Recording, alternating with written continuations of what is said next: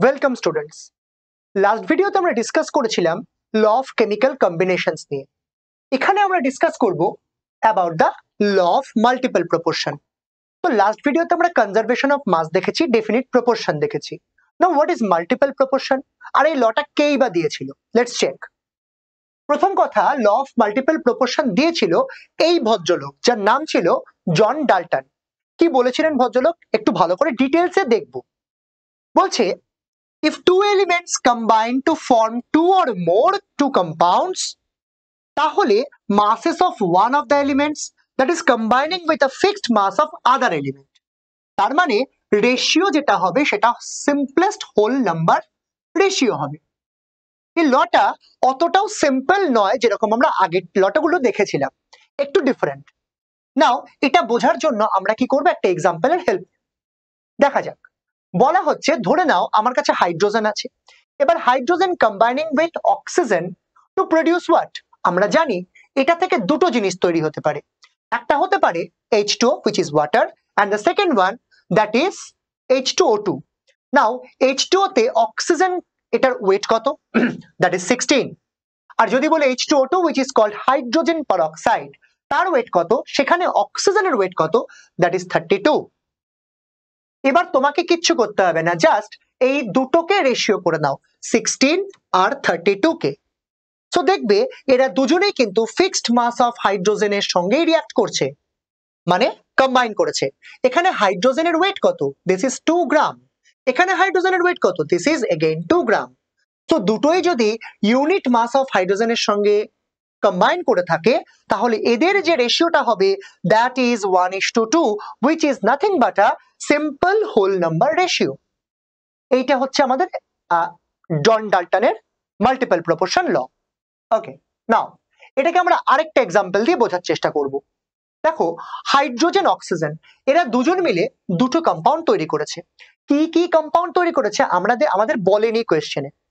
এবার hydrogen content in first compound that is 5.93%, আর যদি সেকেন্ড কম্পাউন্ড দেখি সেখানে হচ্ছে 11.2%। তোমাকে বলেছে show that this data illustrate the law of multiple proportion. এটা করব, ভালো করে বুঝবি। এখানে দেখো 5.93% হাইড্রোজেন আছে। আচ্ছা, হাইড্রোজেনের সঙ্গে কে অ্যাটাচ হয়েছে? অক্সিজেন। তার মানে বাকিটা তো অবভিয়াসলি অক্সিজেন আছে। তাহলে ফার্স্ট কম্পাউন্ডে হাইড্রোজেন আছে 5.93% আর অক্সিজেন আছে 100 minus 5.93 which is 94.07%। তাহলে এটা হচ্ছে হাইড্রোজেনের ওয়েট, এটা হচ্ছে অক্সিজেনের ওয়েট। এই ভ্যালু দুটো একটু মনে রাখার চেষ্টা করো, 5.93, 94.07। এবার আমরা যাব সেকেন্ড এক্সপেরিমেন্টে। সেকেন্ড কম্পাউন্ডটায় কি আছে? হাইড্রোজেন আছে 11.2%, so oxygen 100 minus 11.2 that is 88.8%।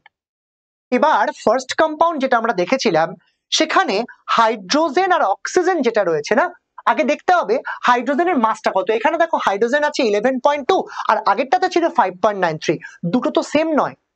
আগের বার H2 আর H2O2 এর কোশ্চেনটাতে আমরা কি করেছিলাম, এক্সাম্পলটাতে কি করেছিলাম, H2 ওটা ছিল মানে দুটো সেম অ্যামাউন্টের হাইড্রোজেনের সঙ্গে কম্বাইন করেছিল, কিন্তু এখানে তো সেটা করছে না। সো আমাকে কি করতে হবে, এটাকে ইউনিটে নিয়ে আসতে হবে। দেখো আমি কি করলাম, ফার্স্ট কম্পাউন্ডে কত part by mass of hydrogen সেটা অক্সিজেনের সঙ্গে কম্বাইন হচ্ছে সেটা দেখব। কত পার্ট? আমরা বললাম 94.07, এটা ছিল অক্সিজেনের ওয়েট, সেটা কত পার্ট অফ হাইড্রোজেনের সঙ্গে অ্যাটাচ হয়েছিল? 5.93। তাহলে 1 part of hydrogen that is combining with 15.86 parts of oxygen. আর সেকেন্ড কম্পাউন্ডটা, এটা বলবো 88.8% parts of oxygen that is combining with 11.2 parts of oxygen, sorry, hydrogen.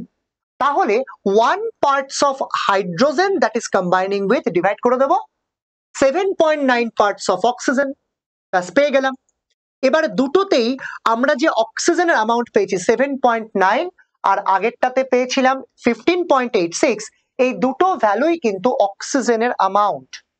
এবার বলা হচ্ছে দুটোই ইউনিট মাস অফ হাইড্রোজেনের সঙ্গে কম্বাইন করেছে, তার মানে এই দুটো রেশিও করলে সেটা হোল নাম্বার রেশিও হওয়ার কথা। লেটস সি, আমরা দুটোকে রেশিও করলাম, দেখলাম রেশিও এসছে 2.1। এই 2.1 ভ্যালুটা কিন্তু একটা হোল নাম্বার রেশিওর ভ্যালু। এইটাই বলেছিল আমাদের জন ডাল্টন। তাহলে আমরা পেয়ে গেলাম সিম্পল হোল নাম্বার রেশিওতে এটা কিন্তু মাল্টিপল প্রপোর্শন লটাকে ফলো করছে।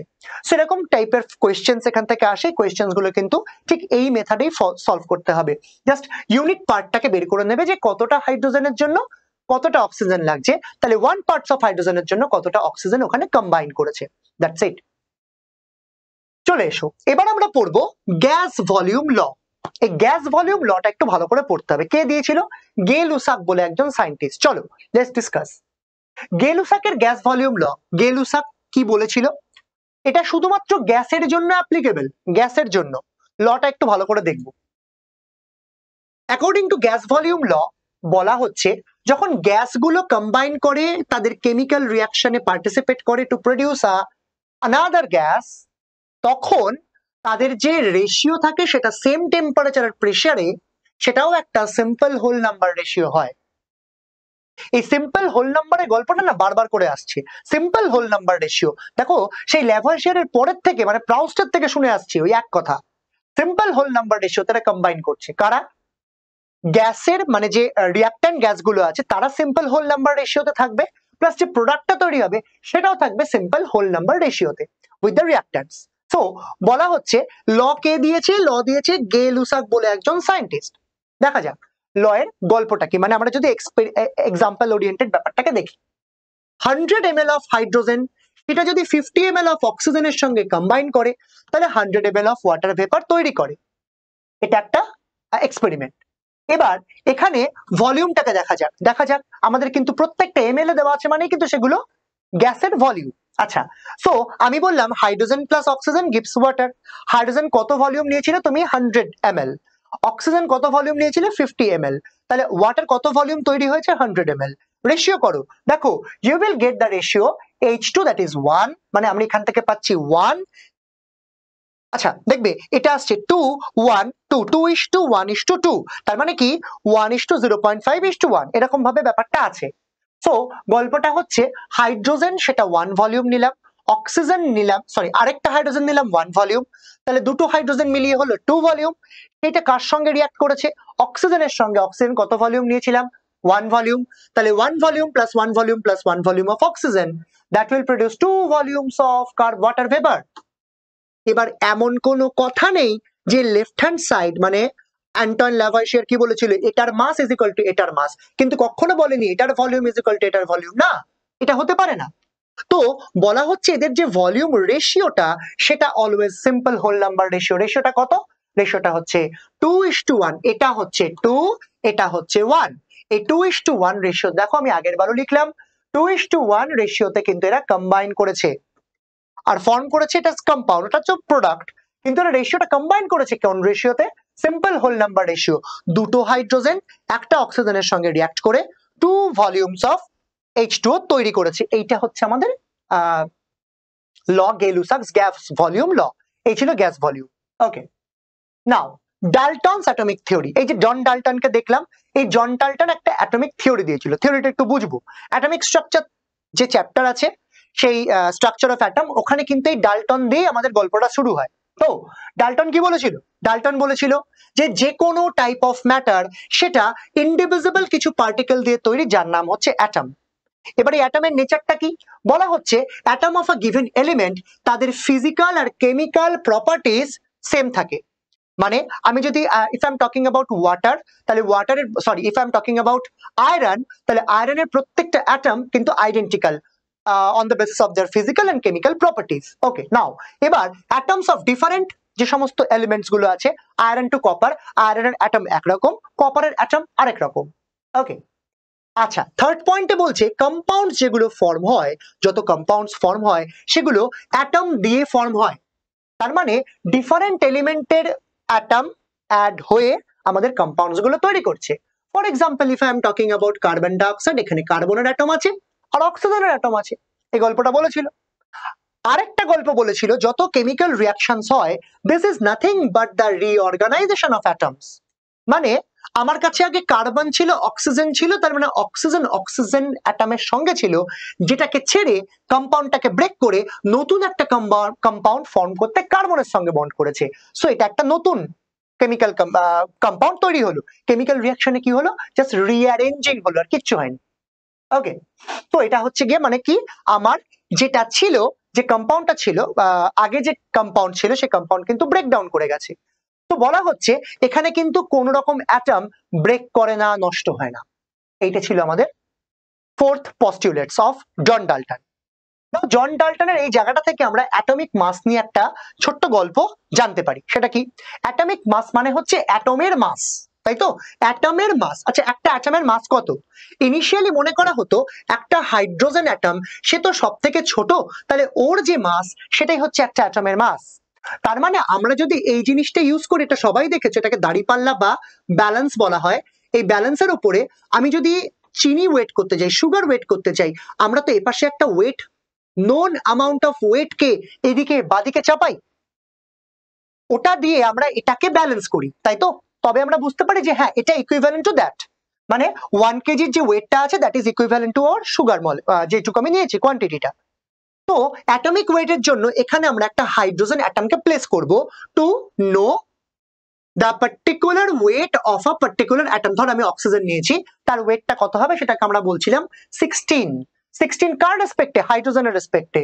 সো আমরা বলতে পারি oxygen molecule that is oxygen atom, এটা তো 16 into 2 হবে, this is molecule আছে, তো 32 গ্রাম, 32 AMU, এটাকে ইউনিট বলা হয়, AMU atomic mass unit।